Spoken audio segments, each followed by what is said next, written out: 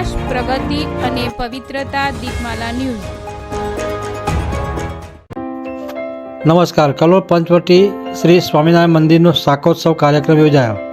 કલોલ પંચવટી વિસ્તારમાં શ્રી સ્વામિનારાયણ મંદિરનો શાકોત્સવ કાર્યક્રમ 8મી જાન્યુઆરી 2026ના રોજ પલસાણા રોડ પર આવેલ કેશવબાગ પાર્ટી પ્લોટ ખાતે પરમ પૂજ્ય ભાવિ આચાર્ય શ્રી વજેન્દ્ર પ્રસાદજી મહારાજના સાનિધ્યમાં યોજાયો હતો. આ શાકોત્સવ કાર્યક્રમમાં પરમ પૂજ્ય લાલજી મહારાજ ખાસ ઉપસ્થિત રહ્યા હતા. આ શાકોત્સવ કાર્યક્રમમાં પ્રથમ સત્સંગ સભા યોજાઈ હતી. ત્યારબાદ પધારેલ સર્વે સંતોનું સન્માન કરવામાં આવ્યું હતું.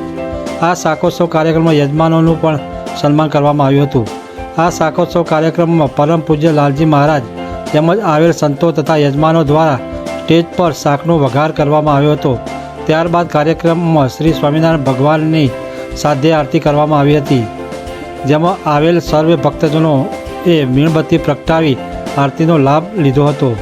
આ શાકોત્સવ કાર્યક્રમમાં ભગવાન શ્રી સ્વામિનારાયણનો હિંચકો તથા જૂના વાસણોનું સ્ટેજ આકર્ષણનું કેન્દ્ર બન્યું હતું. આ શાકોત્સવ કાર્યક્રમમાં ગુરુપ્રસાદજી સ્વામી, આનંદ પ્રસાદજી સ્વામી, ગોપાલ ચરણદાસજી સ્વામી તેમજ કાર્યક્રમના મુખ્ય આયોજક યજ્ઞ પ્રકાશ દાસજી સ્વામી હાજર રહ્યા હતા. આ કાર્યક્રમના અંતે આવેલ સર્વે ભક્તજનો માટે શાકોત્સવ પ્રસાદની વ્યવસ્થા રાખવામાં આવી હતી, જેનો લાભ ખૂબ જ મોટી સંખ્યામાં ભક્તજનોએ લીધો હતો.